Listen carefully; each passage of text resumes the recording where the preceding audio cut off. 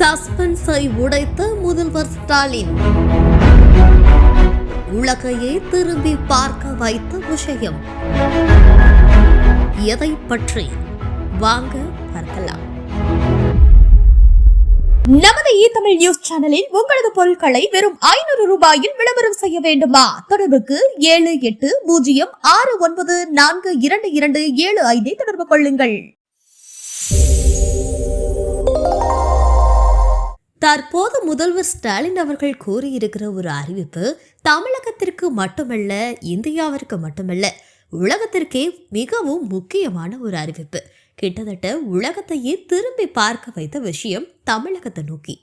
கீழடி அகழ்வாய்வை பற்றி பேசியிருக்காரு முதல்வர் ஸ்டாலின். வரலாறு தமிழ்நாட்டில் இருந்துதான் தொடங்கியிருக்கு, அதாவது இந்தியாவோட வரலாறு நமது தமிழ்நாட்டில் இருந்துதான் தொடங்கியிருக்குன்னு. இரும்பு காலம் தமிழ்நாட்டில் இருந்துதான் ஆரம்பமாகுது. 5300 ஆண்டுகளுக்கு முன்பு இரும்பு, முறுக்கு போன்ற தொழிற்சாலைகள் மற்றும் கண்டுபிடிப்புகள் தமிழ்நாட்டில் தொடங்கி இருக்குன்னு பேசியிருக்காரு.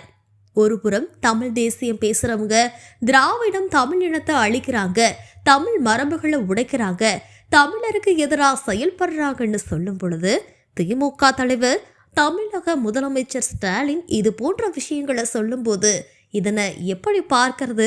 தமிழ திராவிடம் மறைக்கிறதா, அழிக்க நினைக்கிறதா? அதாவது கீழடிதான் நமக்கு கிடைத்திருக்கக்கூடிய ஒரு முக்கியமான ஆவணம். கீழடியுடைய தொல்பொருள் ஆராய்ச்சியில இருந்து இது 3000 ஆண்டுகளுக்கு பழமையான நாகரிகத்தை பெற்ற தமிழ்நாடுன்னு நிரூபிக்கப்பட்டிருக்கு. இதிலிருந்து கீழடி நாகரிகம் ஒரு தொன்மையான நாகரிகம்னு அந்த காலத்துல இருந்தே மேற்குலக நாடுகளோட வணிகம் செய்து அந்த வணிகத்தோட விளைவா அத்தனை பொருட்களும் கிடைச்சிருக்குங்கிறது உறுதி செஞ்சிருக்கு. மண்பாண்டங்கள்ல இருந்து பல்வேறு இரும்புகள்ல இருந்து தற்போது கிடைத்திருக்குது அப்படின்னா அது இரும்பு காலம் தமிழ்நாட்டில் இருந்துதான் தொடங்கியிருக்கு அப்படின்னு சொல்றதற்கான ஆவணம் நமது தமிழ்நாட்டோட கீழடியில இருந்து கிடைச்சிருக்கு. இது வேறெங்கும் கிடைக்கல. இன்னொரு இடத்துல அகழ்வாராய்ச்சி நடத்தி தான் இதெல்லாம் கிடைச்சா அதற்கு மேல உற்பத்தி ஆகியிருக்கு. இதற்கு முன்னால இருக்கக்கூடிய ஆவணங்களா அது வகைப்படுத்தப்படும். சிந்து சமவெளி நாகரிகமா இருக்கட்டும், மொஹஞ்சதாரோ நாகரிகமா இருக்கட்டும், இன்று நமக்கு கீழடி ஒரு சான்றா கிடைச்சிருக்குன்னு சொன்னா இந்த சான்றுல எந்த விதமான ஒரு சாமிகளோ மதங்களோ இங்க இல்லை. ஆனா தமிழகத்துல இருந்துதான் நாகரிகம் செழுமைப்பட்டு இருக்கு. அப்பொழுது அந்த தமிழர் நாகரிகம், அதனுடைய செழுமை, தமிழன் ஆளுவதனுடைய பழந்தன்மை, அதனுடைய மண்பாண்டங்கள், அதனுடைய இரும்புகள் மற்றும் தாதுக்கள் இவையெல்லாம் கீழடியிலிருந்து கிடைக்கும் பொழுது இப்படி தொன்மையான நாகரிகம் தமிழகத்திலிருந்து தான் உலகளவுல விளங்கியிருக்கு. இதனால தமிழர் நாகரிகம் என்பது சான்றோட விளக்கப்பட்டிருக்கு. அதுவும் கீழடியில அப்படின்னு முதல்வர் சொல்லியிருக்காரு. இது திராவிடம் தமிழ் தேசியம் இந்த மாதிரியா வகைப்படுத்துவதுங்கிறது தேவையில்லாதது. முதல்ல திராவிடமும் தமிழ் தேசியமும் வெவ்வேறானது கிடையாது. அப்படி சொல்றதே ஒரு முட்டாள்தனம் தான். திராவிடம் எங்கிருந்து வந்தது? ஆரியத்திற்கு எதிராக திராவிடம் வந்ததென்ற சூழ்நிலை நிலைநிறுத்தப்பட்டு அனைத்திலையும் ஆரியம் வரும்பொழுது அதை எதிர்க்க தான் திராவிடம் முன்னின்றது.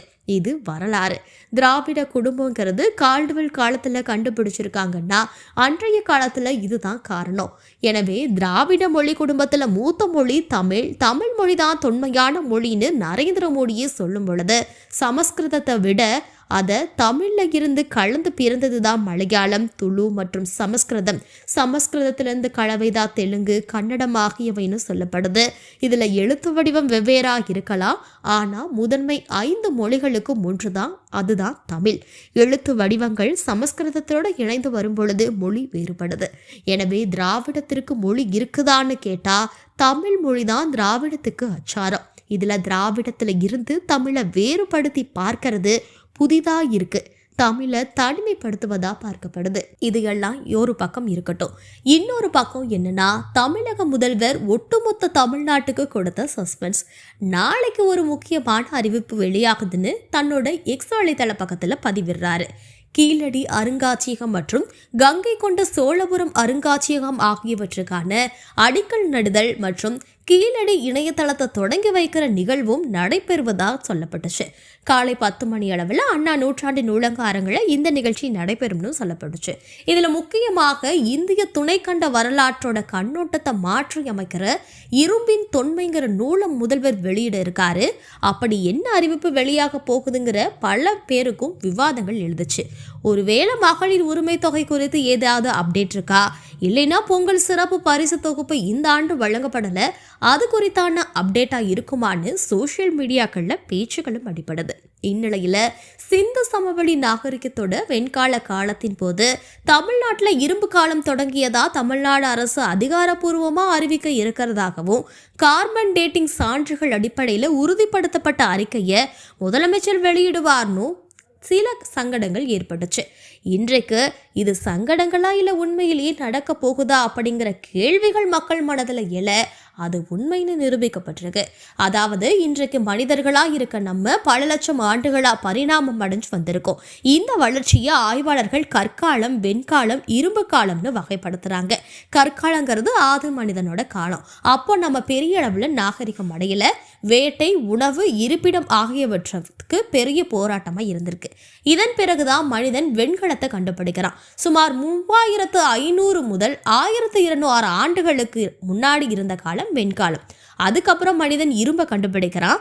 அந்த சமயத்துல மனிதன் சொல்லிக் கொள்ற அளவுக்கு நாகரிகம் அடைஞ்சிருக்கான். கூட்டு வாழ்க்கை, உணவு தயாரித்தல், விவசாயம்னு சமூக விலகா மனிதன் மாறியிருக்கான். இந்தியாவை பொறுத்த வரைக்கும் சிந்து சமவெளி நாகரிகம் தான் மிக பழமையானதுன்னு சொல்லப்பட்டுட்டு வந்துச்சு.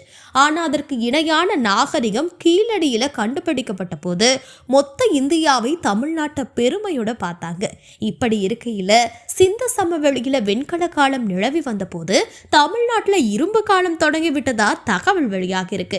அப்படின்னா சிந்து சமவெளி நாகரிகத்தை காட்டிலும் நம்ம ஒரு படி முன்னோக்கி இருந்திருக்கோம்னு அர்த்தம். கீழடி உள்ளிட்ட தொல்பொருள் ஆய்வு தளத்தில் சேகரிக்கப்பட்ட பொருட்கள் கார்பன் டேட்டிங் ஆய்வுக்கு அனுப்பி வைக்கப்பட்டிருக்கு. இந்த ஆய்வுல தமிழ்நாட்டில் இரும்பு காலம் முன்னதாகவே தொடங்கி விட்டதுங்கிறது நிரூபணமாக இருக்கு. இதை பற்றி முதல்வர் பேசுவார்னு சில விஷயங்கள் கசிந்த நிலையில முதல்வரும் அவரோட சஸ்பென்ஸ்ல இதைத்தான் சொல்லியிருக்காரு. அதாவது தமிழ் நிலப்பரப்பில் இருந்துதான் இரும்போட காலம் துவங்கி இருக்குன்னு முதல்வர் சொல்லியிருக்காரு. இது ஒட்டுமொத்த தமிழர்கள் மத்தியிலும் பேரானந்தத்தை கிளப்பியிருக்கு. உலக நாடுகள் மத்தியில் தமிழை திரும்பி பார்க்க வைத்திருக்கு. சென்னை கோட்டூர் புறத்தில் இருக்க அண்ணா நூற்றாண்டு நூலகாரங்களில் இந்த விஷயம் நடக்குது. இந்திய துணைக்கண்ட வரலாற்றில் கண்ணோட்டத்தை மாற்றி அமைக்கிற இரும்பின் தொன்மைங்கிற நூலை முதல்வர் ஸ்டாலின் வெளியிட்டிருக்காரு. அத்தோட கீழடி திறந்தவெளி அருங்காட்சியகம், கங்கை கொண்ட சோழபுரம் அருங்காட்சியகம் ஆகியவற்றுக்கு அடிக்கல் நாட்டியிருக்காரு. கீழடி இணையதளத்தை துவங்கி வச்சிருக்காரு. அதுக்கப்புறம் பேசின முதல்வர், இந்த விழாவில் முக்கியமான அறிவிப்பு ஒன்றை வெளியிட போவதா சொல்லியிருந்தேன். பலரும் என்ன அறிவிப்புன்னு கேட்டுட்டு இருந்தாங்க. இந்த நிகழ்ச்சிக்கு வரும் வரைக்கும் கேட்டுட்டு தான் இருந்தாங்க. தமிழர்களோட தொன்மையை விளக்குற வகையில உலகுக்கு ஒரு மாபெரும் பயணத்தை அறிவிக்க போறேன்னு சொன்னதும் ஒட்டுமொத்த தமிழர்களும் இதற்காக ஆர்வமா காத்திருந்தது போல பார்த்திருக்காங்க. இங்க கூடி இருக்கிறவங்களும் விழாவை நேரடியா பார்த்துட்டு இருக்கவங்களும் கவனமா கேளுங்க. தமிழ் நிலப்பரப்பில் இருந்துதான் இரும்போட காலம் துவங்கி இருக்கு. இந்த நிகழ்ச்சியின் வாயிலா இதை அறிவிக்கிறேன்னு முதல்வர் ஸ்டாலின் பெருமிதத்தோட சொல்லியிருக்காரு. இந்திய நாட்டிற்கு மட்டும் கிடையாது, உலகிற்கே மறுபடியும் சொல்றேன். 5300 ஆண்டுகளுக்கு முன்னாடி உருக்கு இரும்பு தொழில்நுட்பம் தமிழகத்துல அறிமுகமாக இருக்கு. நம்ம கற்பனைவாதிகள்னு சொன்னவங்க எல்லாம் வாயடைச்சிருக்காங்க. தமிழ் பண்பாட்டை உலகிற்கு சொல்லும் விழாவா இது அமைஞ்சிருக்கு. 50 விழாவா இந்த விழாவை நடத்திட்டு வரும். பகுப்பாய்வு முடிவுகள் ஆய்வாளர்களுக்கு புதிய உத்வேகத்தை அளிச்சிருக்கு. 5300 ஆண்டுகளுக்கு முன்னாடி தமிழகத்துல இரும்பு பயன்படுத்தப்பட்டிருக்கு. இரும்பு தாதுவுல இருந்து இரும்பை பிரிக்கிற தொழில்நுட்பம் தமிழகத்துல தான் உலகத்திற்கு முன்னோடியா தொடங்கியிருக்கு. இந்தியாவோட வரலாறு இனி தமிழ் நிலத்துல இருந்துதான் எழுதப்படும். தமிழ் நிலம், தமிழ்நாடுன்னு நம்ம இதுவரைக்கும் சொல்லி வந்தவை இலக்கிய புனைவுகள் அல்ல, வரலாற்று பெருமைகள். தமிழகத்துல நகர நாகரிகமும் எழுத்தறிவும் கிமு 6 நூற்றாண்டுல தொடங்கியிருக்கு. பழம்பெருமை பேசுறது புதிய சாதனையை படைக்க ஊக்கமா அமையணும். இந்தியாவோட வரலாறு தமிழ் நிலத்திலிருந்து தொடங்கணும்னு தொடர்ந்து சொல்லிட்டு வரேன். நமது பெருமைகளை நமது எதிர்கால சந்ததியினர் தலைமுறைகளுக்கு எடுத்து சொல்லணும். தமிழகத்தோட இரும்போட அறிமுகம் 4200 ஆண்டுகளுக்கு முன்பே இருந்தது. கிருஷ்ணகிரி மாவட்டம் மயிலாடும்பாறை அகழ்வாய்வின் மூலமா தமிழக சட்டசபை வாயிலா உலகுக்கு நான் அறிவிச்சேன். உலக அறிஞர்களால ஏற்றுக்கொள்ளப்பட்டவை என்பதை மெய்ப்பிக்க வேண்டிய கடமையை இந்த திராவிட மாடல் அரசு எடுத்திருக்குன்னு முதல்வர் பேசியிருக்காரு.